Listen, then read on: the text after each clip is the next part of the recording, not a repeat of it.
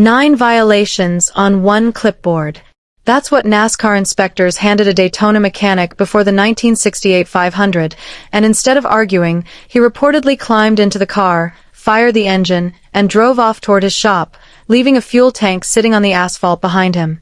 Whether that exact scene played out the way garage legend remembers it or not, it captures something true about the man at the center of it. For nearly 30 years, he treated NASCAR's rulebook less like a set of laws and more like an unfinished manuscript, and he made it his business to fill in the blank pages before the sanctioning body noticed they existed. That man was Henry "Smokey" Yunick, and this is the story of 13 moves, some documented, some disputed, all part of his legend, that built one of the most quoted names in motorsports history. Before getting into the tricks, it helps to understand who Yunick actually was, because the stories only make sense in the context of the man.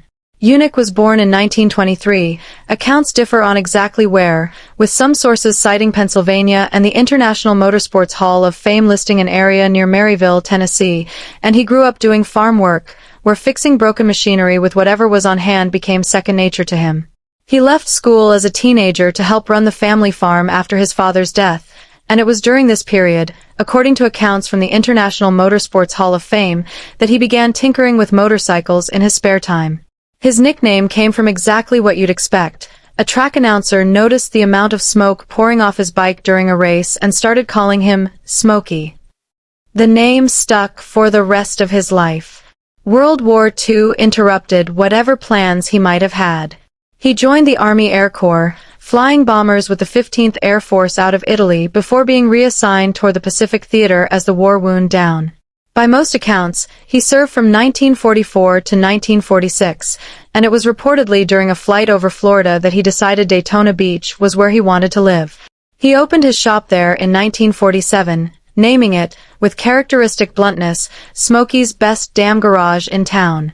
Local team owner Marshall Teague noticed how quickly Yunick's reputation as a skilled mechanic spread around Daytona Beach and brought him onto a race team, and by 1951 Yunick was preparing a Hudson Hornet for driver Herb Thomas to run in the Southern 500 at Darlington.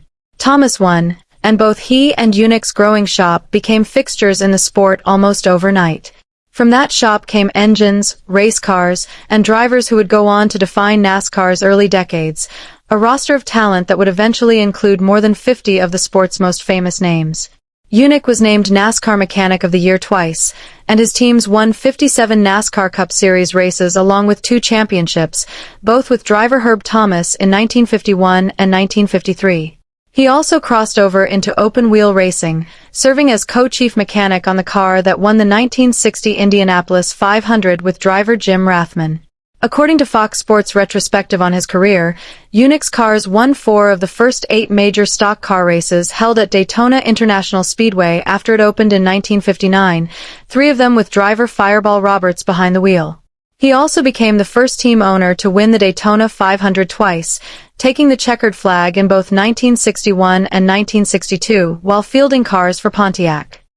He became known for a trademark white uniform, a battered hat, and a cigar or corncob pipe that seemed permanently attached to him, a look that made him instantly recognizable in pit lanes from Florida to Indianapolis.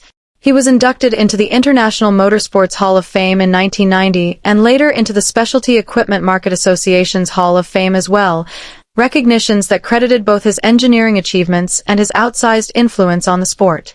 None of that reputation, though, was built purely on being fast. It was built on being smarter than the rulebook, or at least convincing everyone in the garage area that he was. With that foundation laid, here are the tricks that made him a legend. No car in Yunick's history generated more folklore than his 1966 and 1967 Chevrolet Chevelles. According to multiple retrospectives on his career, Yunick reportedly shifted the body of the car backward by a few inches, raised the floor pan, smoothed the underside for better airflow, and pulled the bumpers and fenders in tight against the body panels. The popular version of the story claims the entire car was built to roughly 7/8 scale of a factory Chevelle, a specific ratio that has never been conclusively verified and that Yunick himself pushed back on over the years.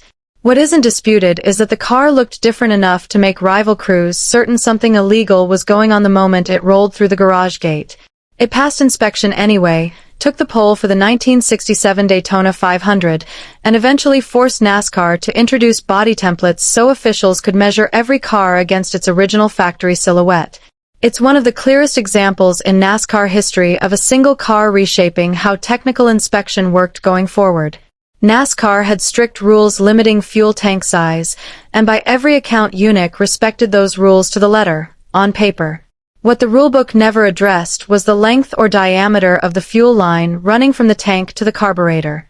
As the story is often told in garage area retellings, Yunick coiled an oversized length of wide-diameter tubing beneath the chassis, effectively storing several extra gallons of usable fuel outside the tank that officials actually measured. That meant fewer pit stops and real time gained on track, all without violating a rule that had simply never been written to cover fuel lines. NASCAR eventually closed the gap by regulating line dimensions along with tank capacity, one more piece of the rulebook that grew directly out of something Yunick had already tried. This is the story that outlived every other Yunick legend, and it's the one fact snippets compilation of facts about him references directly.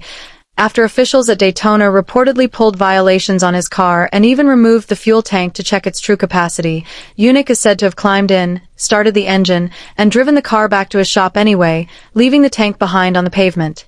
Accounts vary on the exact number of violations cited, and Yunick himself later described some of these stories as exaggerated more than literal, but the tale has been repeated by enough people who worked in the garage area that it has become inseparable from his reputation. If it happened anything like the legend describes, the explanation traces straight back to that oversized fuel line still coiled inside the frame. Of all the stories attached to Yunick, this is the one that comes closest to outright rule-breaking rather than clever rule-reading. As it's typically told, Yunick would place a fully inflated basketball inside an oversized fuel tank before inspection. When officials filled the tank to check its capacity, the ball displaced enough space to make the tank appear to hold the legal amount. Once the car cleared inspection, the ball was deflated and removed, leaving a tank with real capacity well beyond what the rules allowed. Whether or not it happened exactly as described, it captures the kind of loophole thinking that made Yunick's name synonymous with getting away with things nobody else had thought of. Gasoline contracts when it's cold and expands as it warms, and for a stretch of NASCAR's early history, nobody had written a rule governing the temperature of fuel poured into a car before a race. According to accounts of his career published around what would have been his 100th birthday, Yunick would chill his fuel close to freezing before it went into the tank, since colder fuel is denser and packs more usable gasoline into the same measured volume. As the race went on and the fuel warmed up inside the tank, it expanded, giving his cars more effective range without ever exceeding the tank size that officials had measured before the green flag. NASCAR eventually mandated a minimum fuel temperature specifically to close this gap, one more rule written in reaction to something Yunick had already tried. Every stock car had to clear a minimum weight requirement, and Yunick reportedly found a way to satisfy that number without racing at that weight the entire day. Multiple accounts collected from people who worked around his shop describe him packing the hollow roll bars of his cars with wet sand before pre-race inspection, adding enough mass to clear the scales. Small plugs fitted into the floor let the sand drain out once the car was on track and moving, shedding weight the car had already been credited with carrying. It was quiet, invisible, and nearly impossible to catch unless an official happened to be standing in exactly the right spot at exactly the right moment. Aerodynamics mattered as much as horsepower, and Yunick understood that years before wind tunnels became standard equipment in NASCAR shops. Fox Sports' profile of his career quotes his contemporary Bud Moore describing how far ahead Yunick was on aerodynamic downforce compared to the rest of the garage, and driver David Pearson, who trails only Richard Petty in career NASCAR wins, has recalled Yunick's willingness to cut a car apart and rework it in ways nobody else attempted. Part of that reputation came from small details like a modest spoiler blended into the rear of the roofline, subtle enough that most casual observers assumed it was part of the car's factory shape, but effective enough to keep air from lifting the back end at speed. It's the kind of change that mattered far more than its size suggested. Long before the Chevelle controversy, Yunick built an unusual machine for the Indianapolis 500 known as the Hurst Floor Shifter Special, part of a broader run of open-wheel innovation that included his 1959 Reverse Torque Special, built with the engine running inverted, and a 1964 car with the engine mounted side saddle rather than centered. Because there were essentially no rules at the time limiting how much fuel an Indy car could carry, Yunick installed an oversized fuel tank at the very front of one of his cars, directly ahead of the radiator, creating a third weight point that helped balance the car as fuel burned off during the race.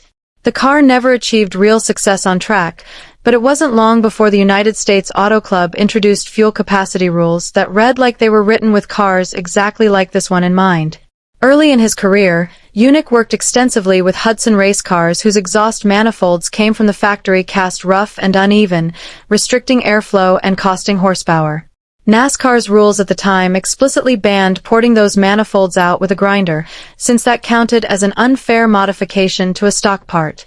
What the rulebook never mentioned was pumping an abrasive compound back and forth through the manifold by hand instead, a slower process, but one that smoothed and widened the internal passages almost as effectively as a grinder would have, all without technically touching the part with a band tool.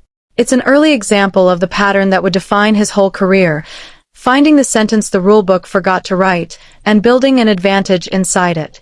In 1967, Yunick built a Chevrolet Camaro intended to chase small block speed records at the Bonneville Salt Flats, and it became one of his most heavily modified builds. Detailed accounts of the project describe thinner window glass to shed weight, modifications to the subframe that raised the floor and lowered ride height, and a front end tilted forward to cut aerodynamic drag. Body panels were reportedly dipped in acid to shave away just enough material to reduce weight without visibly changing the car's shape. None of it broke a rule written for a record attempt, but the finished car barely resembled a stock Camaro by the time Yunick was done with it, proof that his instinct for exploiting gaps extended well past NASCAR ovals. By the late 1960s, NASCAR had introduced body templates specifically to prevent the kind of shape-shifting Yunick had pulled off with his earlier Chevelles. According to accounts from people who worked in his shop, Yunick simply asked officials if he could borrow the very templates used to inspect his own car, under the pretense of double-checking everything lined up before the race. Whether officials fully grasped what that access enabled, having the actual measuring tools in his own garage meant Yunick could fine-tune his car to sit right at the edge of legal instead of guessing. It's a story that has stuck around in garage conversations for decades, because it shows him using the very system built to stop him as a roadmap for how far he could still push. Beyond any single car, Yunick was known throughout the garage area for what fact snippets compiled facts describe as a broader toolkit: offset chassis setups, raised floors, additional roof spoilers, and other modifications that lived inside the letter of the rulebook even when they stretched against its spirit. These weren't one-off stunts but a running approach. Every car that left his shop got the same treatment of quietly moving weight, airflow, and geometry to wherever the rules hadn't drawn a hard line yet. It's part of why NASCAR officials reportedly dreaded seeing his name on the inspection sheet. Catching one trick rarely meant they'd caught all of them. Not everything Yunick built was designed to squeeze past an inspector, and his most lasting contribution actually came from solving a real technical problem rather than exploiting a written one. Later in his career, he developed what's known as reverse-flow engine cooling, a system that redirected coolant to reach the hottest sections of the cylinder heads first instead of last. His profile in the Specialty Equipment Market Association's Hall of Fame credits him with reverse-flow cooling, the extended-tip spark plug, and variable ratio power steering, innovations that influenced engineering decisions at Chevrolet, Pontiac, and Ford long after his own racing days were over. He held at least 9 United States patents by the end of his life, work that had nothing to do with fooling a technical inspector and everything to do with genuine mechanical progress. It's a reminder that underneath every basketball in the tank story, there was a real engineer whose ideas outlasted every controversy attached to his name. Yunick passed away in 2001, and by then his name had become nearly synonymous with the idea that NASCAR's early rulebook existed largely because of him. Every template, every fuel line regulation, every inspection procedure the sport introduced during his era existed at least partly because he'd found the gap first. He stopped fielding stock cars by 1971 and stepped away from auto racing machinery entirely by 1975, but the respect never faded. He's remembered today as one of the most honored mechanics in American racing history. Whether every individual trick attributed to him happened exactly the way the stories describe matters less than what those stories represent. Yunick himself acknowledged that some of the tales had grown taller with each retelling, but the pattern behind them was real. A mechanic who refused to treat a rulebook as the final word on what a race car could become. Crew chiefs who came along decades later still study his career, not to copy specific tricks that would never survive modern inspection technology, but to absorb the mindset behind them, the idea that a rulebook is only as strong as the imagination of the person trying to read past it. Beyond the loopholes and the folklore, there was also a side of Yunick that rarely made it into the tall tales, a genuine concern for driver safety that pushed the sport forward in ways nobody credits him for often enough. He stepped away from NASCAR competition at one point specifically because the sanctioning body wouldn't let him run a fuel bladder designed to reduce fire risk in a crash, and he later designed an early version of a soft wall system meant to absorb impact energy on contact rather than sending it straight back into the car and driver. Those weren't the moves of a man only interested in gaming the system, they were the moves of an engineer who happened to also enjoy testing how far the system could bend. That combination of documented engineering achievement, genuine safety innovation, and half-verified garage folklore is exactly what makes Smokey Yunick such an enduring figure in American motorsports.